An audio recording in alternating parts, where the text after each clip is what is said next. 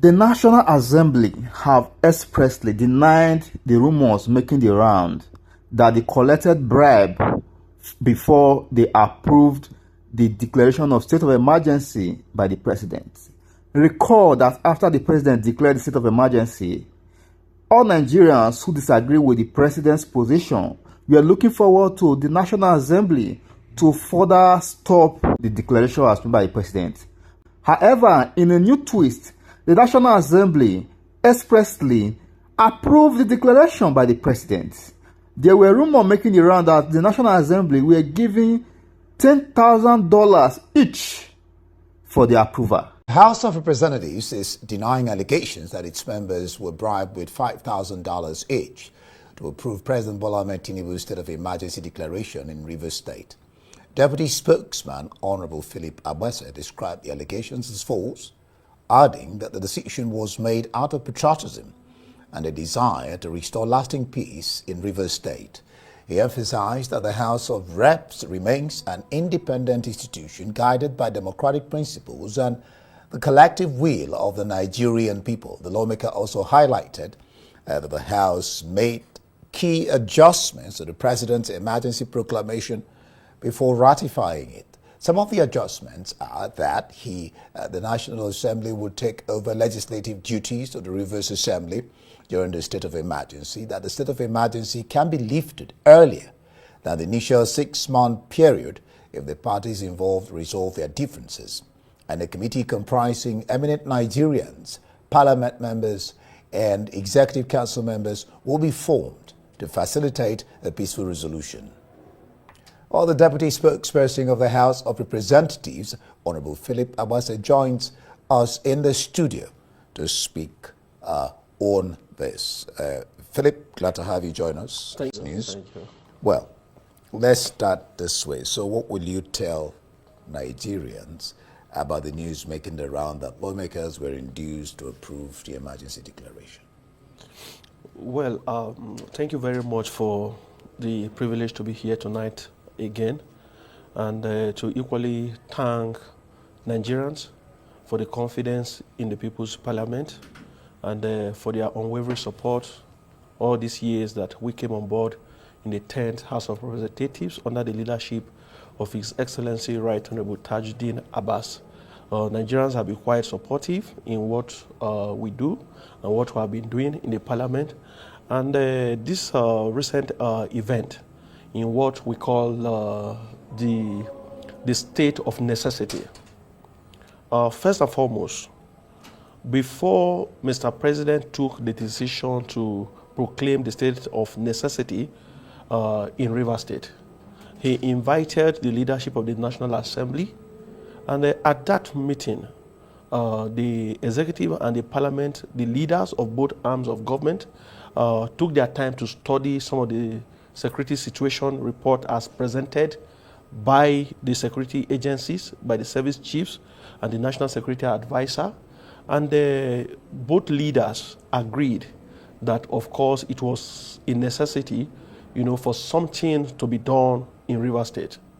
Having agreed that something was actually wrong in Rivers State, and the president, having invoked that doctrine of a necessity to proclaim the state of emergency in Rivers State, the letter was read on the floor of the Parliament, and because the president's action had come some hours before that sitting, of course, members in the usual way of parliamentary business embarked on extensive consultations with their leaders, with stakeholders, and with their constituents, on the way forward.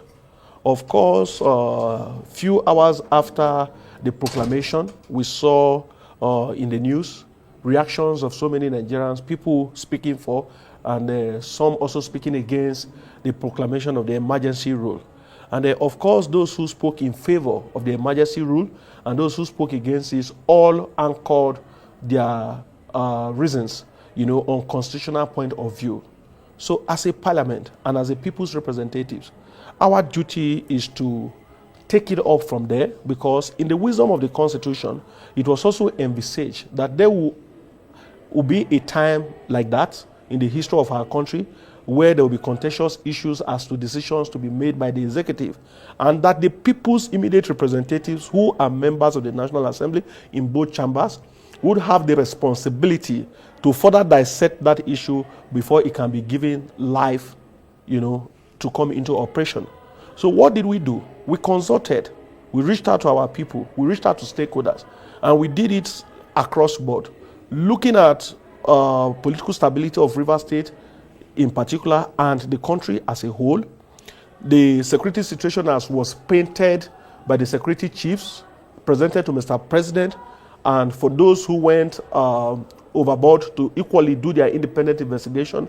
And as a parliament, we came together in our wisdom to say, yes, the decision taken by Mr. President may not necessarily be the best at the moment, but to fine-tune it and make it the best to save the river situation, we propose those amendments. So in doing this, of course, I think $5,000 will be too small for anyone, not even a member of the National Assembly, to first sell his conscience and to sell his people or the interests of the very people that we represent. All right, now you've talked about that. Now you've been calling and mentioning people, representative. You said it so many times I can hardly count it. Yes.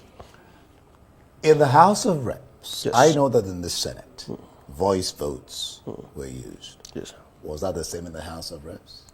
Yes. Since we came on board in 2000. Now, I'm going somewhere. So yes. was that the same in the House of Reps? Were voice votes used?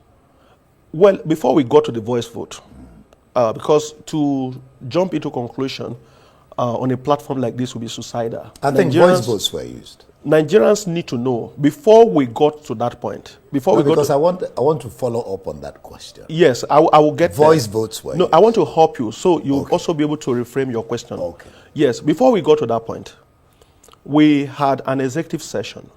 At the executive session, we looked at the issues, and at that point, members raised issues, and in the nature of the executive session, that is where Mr. Speaker is not the speaker during the executive session. He sits amongst us as an ordinary member before plenary. And at that point, we, equally derobe ourselves of our political leanings, of our ethnic colorations, to speak as Nigerians. And rising from the executive session, we reached a consensus that yes, this is indeed a necessity. So we went into full plenary. And at the course of plenary, members stood up, to air their views. Some raised constitutional issues as to the issue of quorum. And as a people's parliament, we follow the rules as stipulated in our standing orders. And right there, Mr. Speaker delegated a member of the parliament to carry out, one of the clerks, to carry out a head count and equally look at the register. Then it was confirmed that we had 243 members sitting. And after that, at the executive session, we had also discussed what method of voting should be used in terms of the recommendations that members will come up with. And because we had agreed that yes, it was a necessity and to support what the president has done to restore peace back to Rivers. Remember that Rivers State has members of the National Assembly who are also our colleagues. You know why I asked that question? Because Please. I remember that one of yours, Yes. Obi, Yes. Agwocha, Yes. he did stand up, I think it was during the plenary, Yes. to ask that a head count be taken. Yes. You see, The speaker shuts him down. no, Mr. Speaker did not shut him down. When we resume plenary on daily basis, I think Obi Agwocha is also familiar with our practice. This is not like because of Mr. President's proclamation of state of emergency, we should change our rules. Okay. We have established the rules before now that before the commencement of every plenary session, attendance must be taken. Okay. And a head count must be reached before you can commence plenary.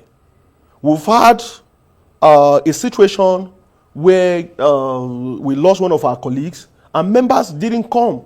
Attendance may have been taken, but there was no head count. Was there head count? No. No, you see, we are honorable members. We have where we take the attendance. Taking attendance, no honorable member is allowed to write or mark attendance on behalf of another member. The sergeant at arms are there, to monitor that members who come in put in their attendance. And we do this on the basis of our political parties. So you have where the APC members take their attendance, you have where Labour Party members take their attendance, so that it becomes easy for the sergeant at arms to identify who is who. So this is our regular practice since we came on board as a parliament. We don't commence plenary and ask for head count. Okay. We do the head count before the commencement of plenary. Why I was going there is that, like I said earlier, you were talking about representatives of the people, Yes. know. I gather that you're supposed to use, according to the Constitution and your rule, there's supposed to be a count to approve this particular numerically. Even Ireti Kingibe of the Senate has unequivocally condemned the fact that voice votes were used. They should have been you need 2/3, and that wasn't done. And because the members you were talking about, I mean your people, representatives, want to see how their representatives, each of them, voted. But they weren't accorded that, do I call it honor? Well, you see, it is something that we may look at in the future. But as it stands today, because when we came on board, even the election of the principal officers of the House, when we came on board June 13th, 2023, it was the sergeant at arms, the register used by the sergeant at arms, that members were called for the vote that was used to enthrone the leadership of the House of Representatives. We have established this culture for almost 2 years in the parliament, and having established that culture, we have voted on critical national issues, before now, where Honorable Obi Agocha also participated. Yeah. And it was voice vote that was used. We voted on the tax reform bills. It was voice vote that was used. We voted on the students' loan. It was voice vote that was used. But this is very critical. This is emergency rule. How do you determine who and who voted for or against? Because you need 2/3. Let me determine 2/3. It's not possible with a voice vote. No, it is. And let me give you a good example with myself. And then you're disobeying. No, we did not. Let me give you a good example. On my second day in the parliament, I brought a motion before the House. The need for government to look at the issues leading to Nigerians leaving the country, particularly the youth, in quote, the Japa syndrome. Yeah. And that motion was defeated. Are you saying that issues like, the sharp departure of our young people out of the country is not as important as the issues? That can be compared to the state of emergency. No, you see. Philip, because you're allowed to move anytime to anywhere. No, you see. You're not even supposed to stop people from moving, really. No. The motion was not to stop people. Okay. The motion was to urge government to address those issues leading to why people leave the country. But you can't compare that to No, you see, why people leave. Some people leave as a result of security issues. You are no longer comfortable with where you work in the country because of insecurity. You want to go. That is human life. People are leaving because of health issues. People are leaving for educational purposes. Okay, these are all very important issues. Let me ask you this. Some are saying, I'm sure you listened to that comment coming from the former president, yes, Jonathan, that he's one of the people saying that the president is working against democracy with this action he took in Rivers State. And he knocked the three arms of government, the executive, the legislature, and the judiciary for this. I mean, wouldn't you say that the former president is right when he says knocks the three arms of government, that the president is working against democracy? Well, because he suspended, even if you declare a state of emergency, should you suspend elected officials? You see, former President Goodluck Ebele Jonathan, of course, a highly respected African. He was here at a time in history. He offered his best. But you see, the beautiful thing about government is that the day you leave, government has to move. Yeah. You play your role and leave the rest And for shift. another person. Today we are in parliament. One day we'll also leave the parliament and leave the younger people to also offer their best from wherever we'll stop. Having established that, I think former President Goodluck Ebele Jonathan is entitled, to his opinion. I don't know his view, his relationship with the parliament when he was there. It wasn't very beautiful. You recall how he started when he tried to impose his own choice, Mulikat Akande Adjola, on the House of Representatives. And the members of the parliament at that time disagreed with him. That led to the election of Right Honorable Tambuwa as Speaker. And after that time, former President Goodluck Jonathan, as President, never saw any reason, to make up his relationship with the parliament. So it is possible that he's using his own lenses at the time he was president and what used to be the relationship between his office so and you the think parliament. That the president is not working time. against democracy with this At action? that time. Now, I think it is too early to judge because the parliament has made very useful recommendations. We as a parliament, we know this current president. We know him as a Democrat. We have had dealings and engagement with him for over 18 months now as a parliament. And we know him as a man who respects his words. We know him as a man who respects the institution of the parliament and our democracy. And of course, all Nigerians too will give it to him as one of the fighters for our democracy. So what I would say at this point, we have given Mr. President some very vital recommendations. All right, let me just briefly take this question. It will be the last. The President of the Senate, in bidding his gavel, said it was a unanimous decision. All the members agreed. Not all the lawmakers were in agreement in the Senate. Kinkigbe, Siriakadison. With the voice vote, this can be the same. Or should I ask you, is this the same in the House? No, and all the members agreed with this decision? No, unanimous vote? Yes, there is a saying that the minority will have their say. Would have their say, but the majority will have their way. Now, this is the practice in parliament everywhere in the world. In democracy. Yeah, no individual can actually branch off the decision of the parliament.